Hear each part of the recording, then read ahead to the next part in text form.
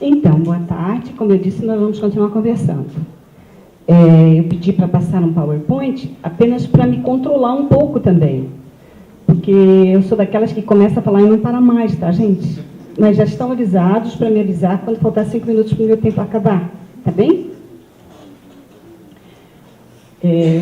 Como aquelas professoras antigas, eu gosto de estar mais perto de vocês e conversar com vocês. Então, é claro que eu não vou contar uma historinha das mulheres. Eu vou problematizar isso, certo, gente? E é claro que vocês já sabem de muitas das coisas que eu vou falar também. Mas me pediram para ser didática. Então, o que eu vou falar tem a ver com a expectativa do público que vai desde as que têm mais conhecimento até aquelas que estão começando agora. Aquelas pessoas que estão começando agora. Vou falar muito mais com aquelas pessoas que estão começando agora, até para indicar mais leituras, e as pessoas que já estão há mais tempo, foi indicada uma bibliografia, até para continuar também a ter outras informações e assim por diante. Então, pode virar para mim, por favor? Então, eu quero começar, eu vou discutir categorias de análise. Aí vocês vão dizer assim para mim, ô Joana, isso aí é coisa de quem vai fazer aula de mestrado, doutorado, não é não, tá? Quando a gente se dá conta que as palavras têm história, lembram que eu sou historiadora? Quando a gente se dá conta que as palavras têm história, a gente precisa pensar, palavras têm história. E eu estou me referindo ao quê? Aos movimentos sociais. Movimentos sociais criam e dialogam com categorias.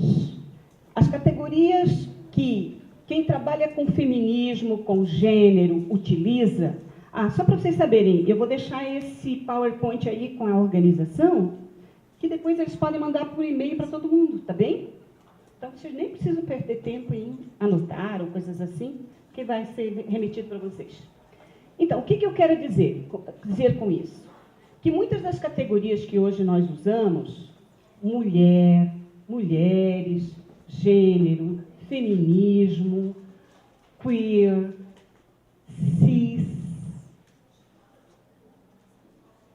são oriundas de movimentos sociais.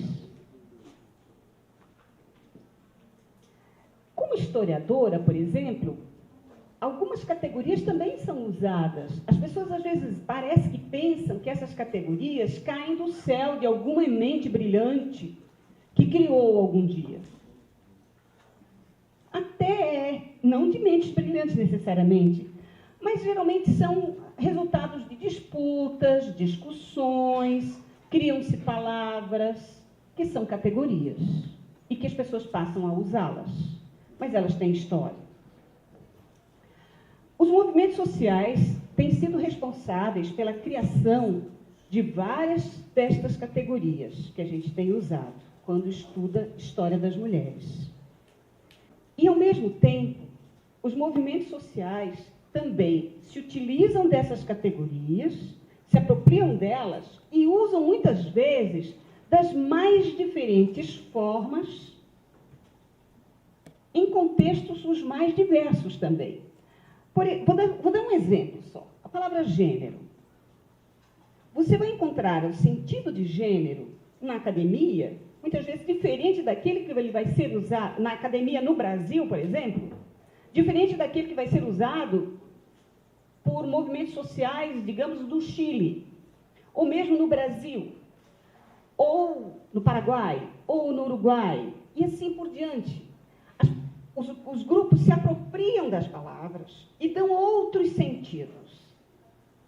Então, fazem leituras diferenciadas dessas categorias, dessas palavras, dependendo do contexto das relações de poder, internas e externas.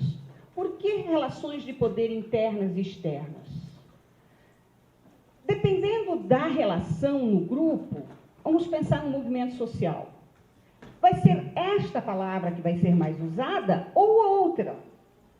E este contexto, muitas vezes, é dado pelas pessoas que ali estão, que vieram de fora. Vou dar um exemplo.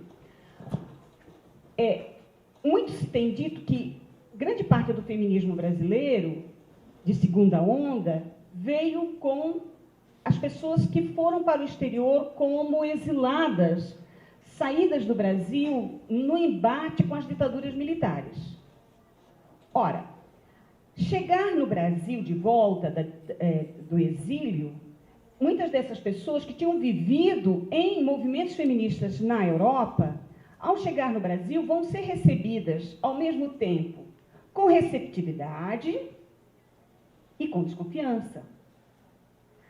Elas se colocavam muitas vezes como aquelas que traziam as últimas discussões do feminismo europeu ou norte-americano.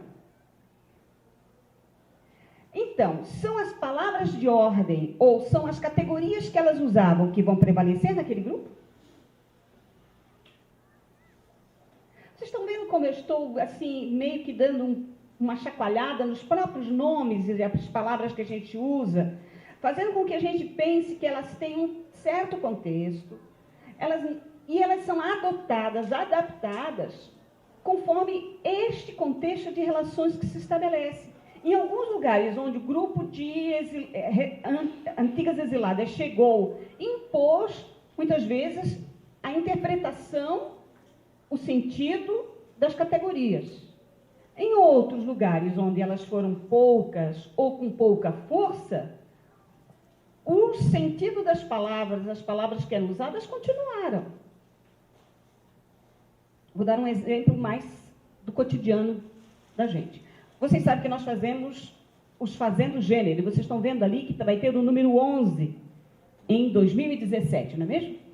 Eu estive envolvida em vários deles. Num deles, eu fiz um levantamento de quais as palavras-chave que as pessoas da área da história, não peguei tudo, porque é demais, é 1.750 trabalhos, não tem como fazer. Então, peguei só da área da história, 350 textos. E fomos ver que categorias de análise, porque, que palavras, se era mulher, se era mulheres, se era feminismo, se era gênero, que estava sendo usado. E olha, tinha de tudo. A maior quantidade era de mulheres. Havia um pouquinho menos de gênero e mulher era muito presente, feminismo um pouco menos. E aí você vai olhar de onde vêm esses trabalhos. E você percebe que tem de tudo.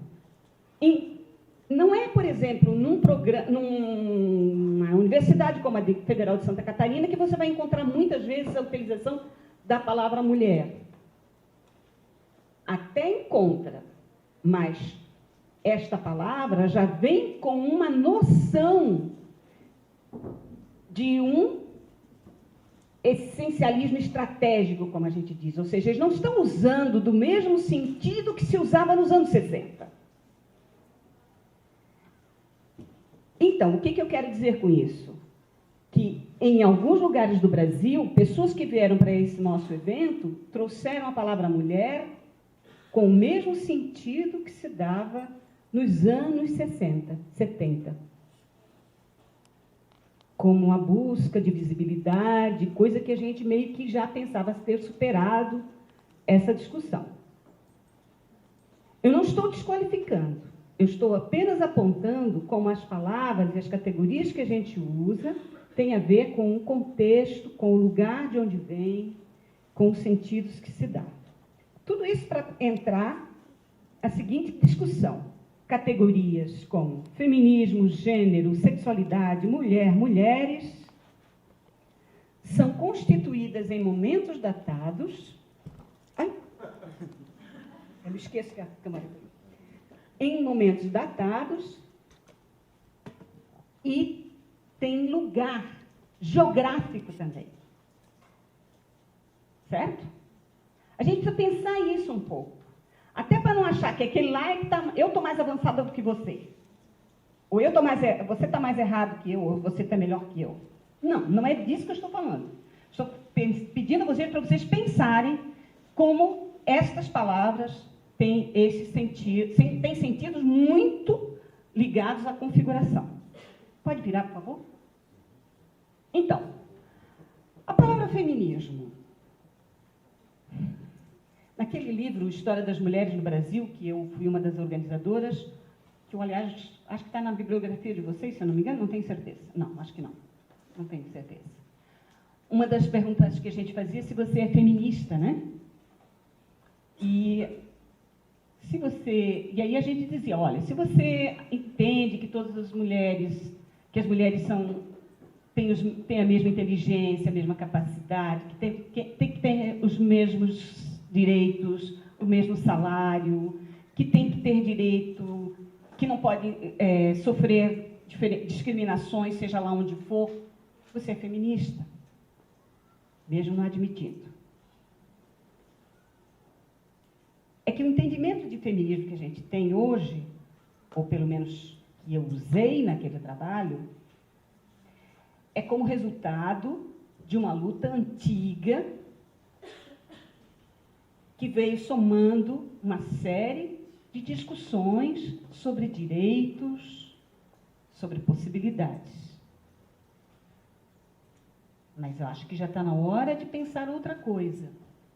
E eu quero fechar essa minha fala, e vocês não deixem eu passar muito tempo, com isso. Mas se você, como historiadora que eu sou, se você vai olhar nos periódicos do século XIX, por exemplo, a palavra feminismo, eles sempre usavam essa palavra para falar de momentos em que as mulheres ocupavam espaços profissionais ou de estudo considerados como masculino. O que significa isso? Se uma mulher se tornava advogada, eu estou falando do final do século XIX e início do XX, uma mulher, por exemplo, acabou de ser diplomada como médica, eles diziam, sucesso do feminismo, primeira médica brasileira acaba de ser formada. Era assim que eles falavam. O entendimento de feminismo para eles era esse. Mulheres que ocupavam espaços costumeiramente masculinos. Agora, lembrem de uma coisa. Quando eu estou falando de mulheres que ocupavam espaços costumeiramente masculinos, é profissão de classe média urbana. Porque as mulheres sempre estavam lá trabalhando muito, atuando muito, nas fábricas, nas minas, por tudo que era canto. Na área agrícola, em tudo quanto era canto tinha mulheres. Agora, realmente, algumas profissões urbanas, médico, advogado, engenheiro, dentista, eram profissões consideradas masculinas. As mulheres tiveram dificuldades para entrar na universidade e conseguir se formar. Então, cada vez que alguma conseguia, o periódico dizia, sucesso do feminismo. Ora, esse era o entendimento que eles tinham. Eu trabalhei muito com processos judiciais do final do século XIX e início do XX. E aí?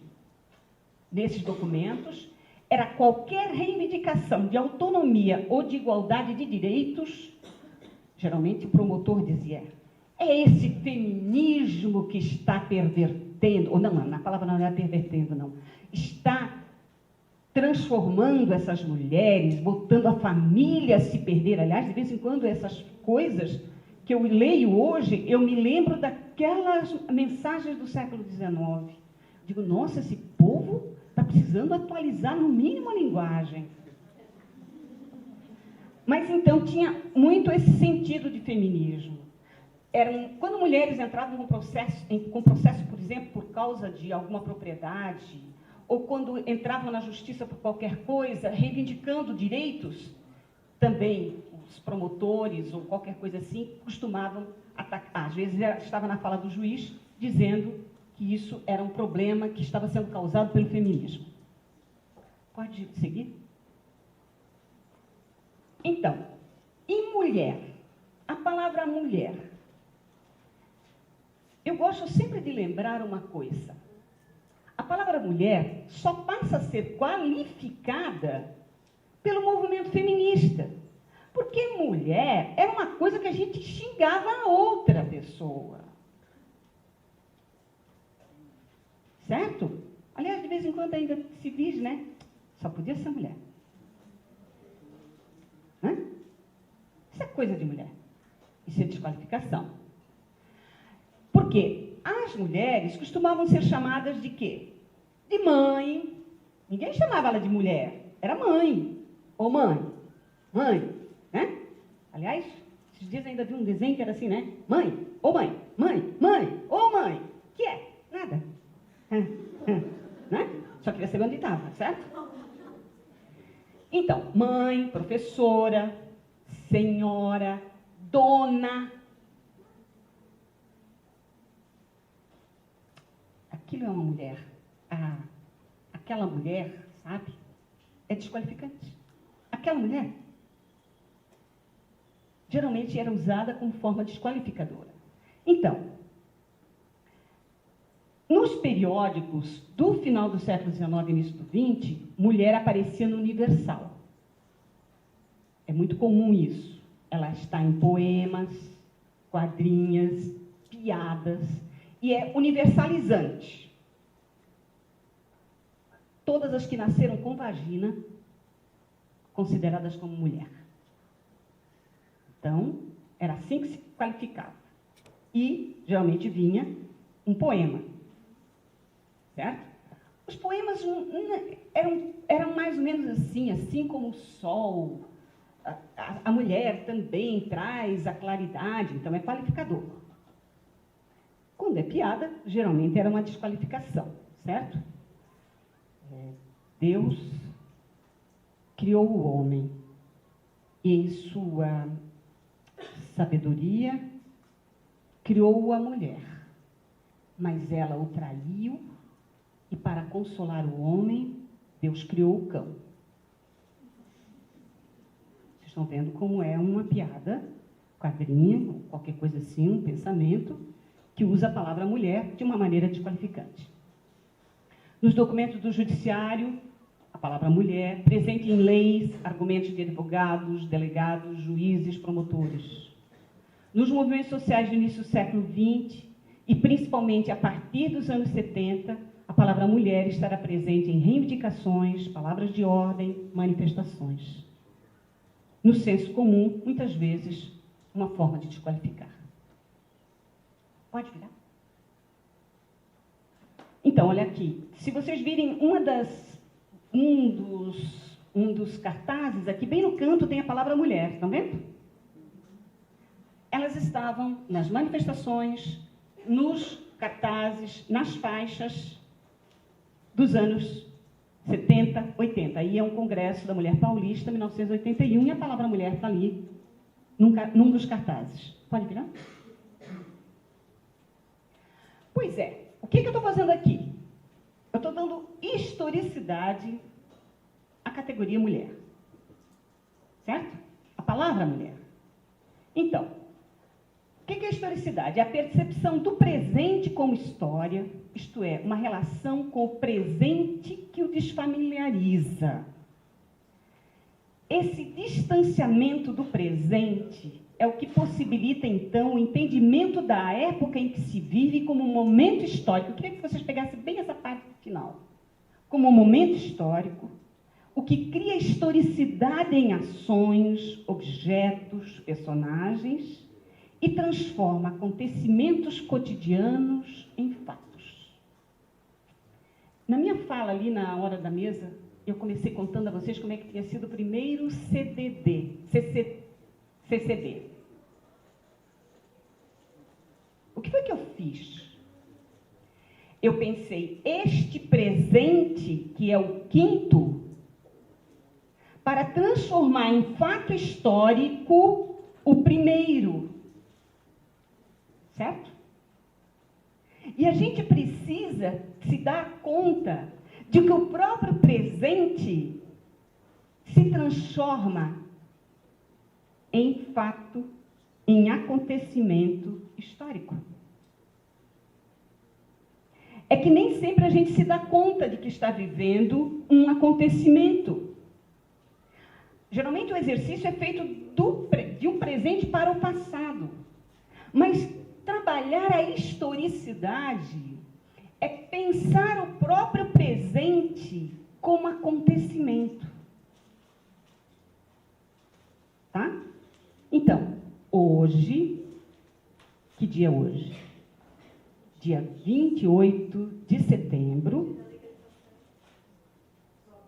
dia da legalização do aborto, isso, dia da luta pela legalização do aborto, e vocês estão aqui nesta sala, na primeira aula do curso de curta duração em gênero, feminismos em gênero e feminismo.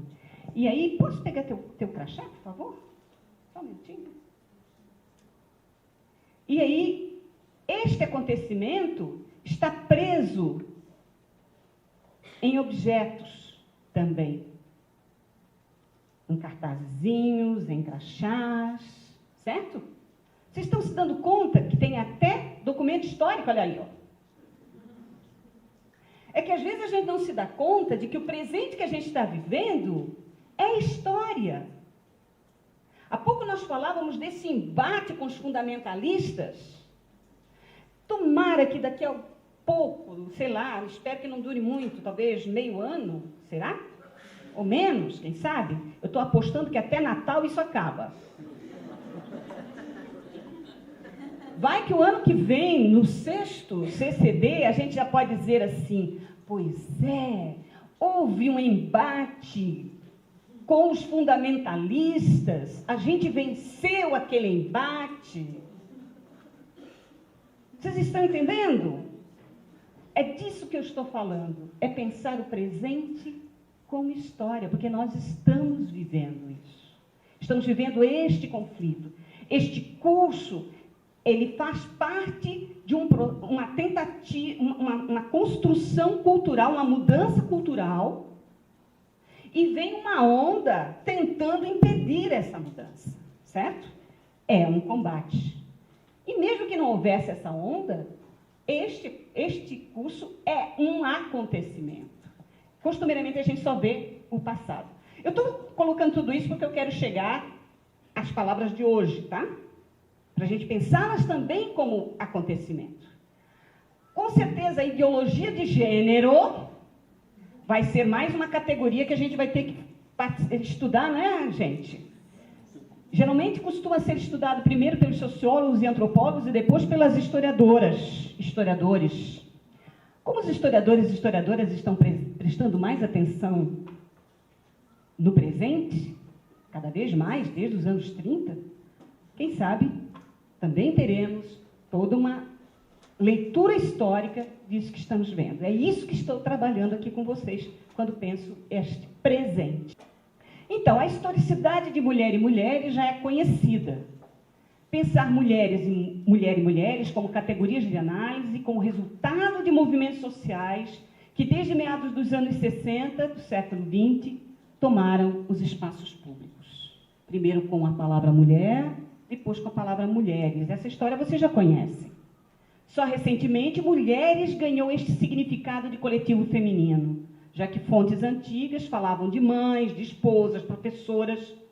Mulheres mesmo como categoria de análise, categoria política, como coletivo, é recente. Foi o feminismo que criou mulher e mulheres como objeto de investigação histórica. A história das mulheres se transforma com as questões que se colocam e as relações com os movimentos sociais e academia. Eu quero, daqui a pouco, eu vou ler só isso aqui, porque eu quero mostrar alguns livros e fazer uma separação. As narrativas questionam as categorias que eram vitais há bem pouco tempo. Então, se há algum tempo parecia que mulher ou mulheres era uma coisa tranquila, hoje nós já sabemos que não é. Certo? Aliás, foram as mulheres, foi o feminismo que questionou a própria palavra homem como universal. Certo? O questionamento de que homem representava todos os seres humanos, quem é que trouxe essa discussão? Foram os movimentos feministas. As mulheres não se reconheciam como fazendo parte da humanidade quando se usava a palavra homem. Certo? Da mesma maneira, mulheres negras, mulheres operárias, mulheres índias, questionaram a palavra mulher, não se reconhecendo como fazendo parte desta categoria, porque deveria ser uma mulher com um sobrenome, mulher indígena, mulher operária, mulher urbana, mulher rural, certo? Então, são mulheres. Essa história todo mundo conhece. As narrativas questionam categorias vitais.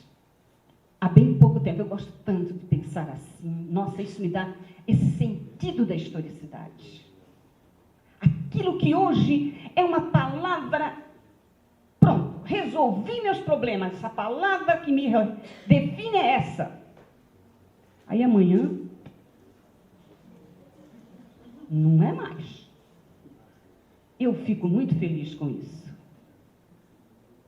Eu quero me questionar o tempo todo e nunca ter aquelas certezas definidas e definitivas que são ótimas para todos os fascismos, certo? Um exemplo de como essa discussão da história das mulheres tem uma história é a proliferação de livros sobre a história das mulheres, por favor. Olha só, eu trouxe dois exemplos. Aliás, alguns exemplos. A June Hanner, por exemplo, em 1981, ela escreve, olha só o título do livro, A Mulher Brasileira e Suas Lutas Sociais e Políticas. Ela aborda o tema de 1850 a 1937. Na verdade, ela trabalha com as sufragistas brasileiras, certo? Se alguém já leu esse livro, sabe da história que ela conta. Aliás, super conhecida nossa aqui, ela já veio várias vezes na nossa universidade. Focaliza sufragista. Ela publica isso em 1981. Você pode virar? Já em Cotidiano e Poder, por exemplo, a Maria Odila, que publica em 1984, olha a diferença de ano, 1981, a June Hanner. 1984, Maria Odila publica Cotidiano e Poder, em São Paulo, no século XIX. Nele, a categoria não é mais mulher, é mulheres. Ela trabalha com a história das mulheres escravas e livres em São Paulo, mostrando que elas estavam em tudo quanto é canto, certo? Trabalhando em todos os cantos. Aliás, volta lá, ela trabalha com uma categoria que é papéis sociais. Ela fala em papéis sociais. Eu gosto sempre de pensar isso, como papéis sociais hoje a gente até utiliza. Mas, muitas vezes, quando a gente discute gênero, como é que a Maria Odila trabalhava papéis sociais? Era como um teatro em que você tem um script. E você pode fugir desse script. Mas é um papel, certo? A cultura te daria um papel. E você até foge. Então, toda a discussão dela vai justamente nessa direção, de como as pessoas fogem aos papéis. Não obedecem aos papéis. Aí, quando você trabalha com relações de gênero, você está pensando em relações de poder, que significa que isso não é sempre assim. Ou seja, não é algo que você vai assumir em todas as relações. Vou dar um exemplo. Se você pensa como papéis, olha só. Você tem um script e você segue. Para o início do século XIX, aquilo que se pensava que deveria ser uma mulher de classe média urbana, com certeza a maioria de vocês aqui não estaria dentro do script, certo? Com certeza todas. Mas quando você pensa em relações de gênero, você pensa em relações de poder. Então, é possível que numa relação você esteja numa certa subalternidade. Na outra, você inverte. Na outra, você está... A relação de gênero pressupõe coisas muito mais mutantes. E aí, pensar em script torna-se meio complicado. Tá? Bom, Michelle Perrault e Georges Duby, em História das Mulheres, que foi publicado pela editora Afrontamento e Ebrantil, em português, essa coleção fez o maior sucesso. Foi publicada, foi traduzida para várias línguas. Enfim, mostra que a História das Mulheres é um sucesso editorial.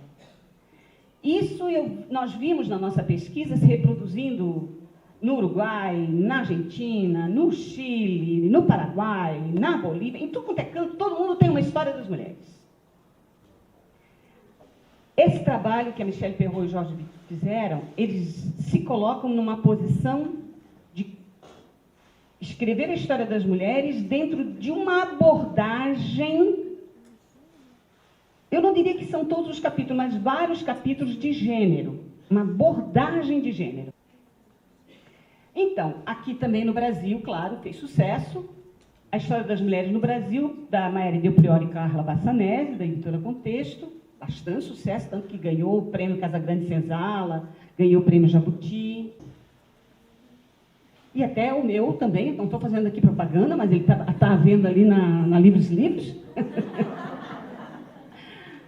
Claro, nesse livro a gente tentou e fez com que os trabalhos, os textos, tivessem uma abordagem de gênero.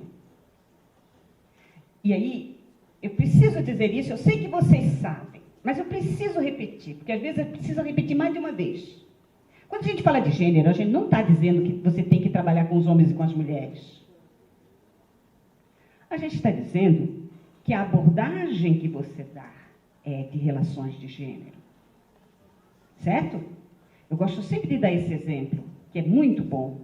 Vocês já viram uma relação que cobra muito a feminilidade exagerada, como a relação sogra e nora? Eu não faço isso não, tá? Mas a maioria das relações, eu sou sogra, a maioria das relações de sogra e nora, as sogras costumam cobrar das suas noras uma feminilidade que nem elas têm. Aquela feminilidade, assim, do século XIX. Tá? Então, eu quero com isso dizer que você pode escrever uma história das mulheres com uma abordagem de gênero, tá? Sem necessariamente ter que estar trazendo os homens e as mulheres no mesmo pesquisa, no mesmo texto. Pode seguir? Então, estou chegando no final, já me disseram que eu tenho que terminar. Mulheres é uma categoria instável. Movimentos sociais ligados à diversidade sexual têm questionado a categoria mulher, mulheres e gênero. Mulheres dificilmente são pensadas como categoria, geralmente aparecem como um fenômeno natural. Em sua grande maioria, essas histórias reiteram continuidades. Mulheres aparecem como idênticas a seus corpos, coisa que nós não queremos mais. Deveríamos perguntar mais sobre o significado de mulheres para essas múltiplas relações. Pode virar mais uma vez? Mulheres é uma categoria política, portanto, datada, eu dataria dos anos 70 em diante, resultado de relações que as constituem, identificam e que são diferentes em diferenciados momentos e lugares. Não há uma essência de feminilidade ou de virilidade para fornecer um sujeito estável para nossas histórias. Há apenas sucessivas repetições de uma palavra que não tem um referente fixo e, portanto, não significa a mesma coisa. Mulher não é identidade com o corpo. É disso que eu estou falando. Pode virar mais uma? E teoria queer? Embora tenha se estabelecido nos Estados Unidos, na segunda metade da década de 80, a teoria queer surge relacionada à abertura proporcionada pelos movimentos, pelos direitos civis, feministas, homossexual, efetivando-se como política radical em meio à crise da AIDS. Entre os precursores da teoria queer estão. Eu coloquei aqui vários nomes, a Guacira Louro, todo mundo conhece, a Miriam Grossi, Berenice Bento. Quero concluir refletindo com vocês isso. Uma nova história das mulheres que a gente precisa escrever precisa ser atravessada pelos estudos das relações de gênero e dos estudos queer, que enfatizam a instabilidade e fluidez das identidades sexuais. Os pressupostos interpretativos baseados na dicotomia de gênero infelizmente, continuam a nortear a disciplina História, repetindo incansavelmente a existência binária de gênero formada em corpos sexuados. O diálogo com os estudos queer contribui para a ampliação dos limites da história das mulheres. Ao enfatizar os perigos do essencialismo, o caráter histórico, fabricado e performativo das identidades sexuais. Eu quero concluir lembrando que uma nova história das mulheres precisa ser escrita e precisa levar em conta o privilégio cis. Aí eu quero voltar de novo à historicidade das categorias.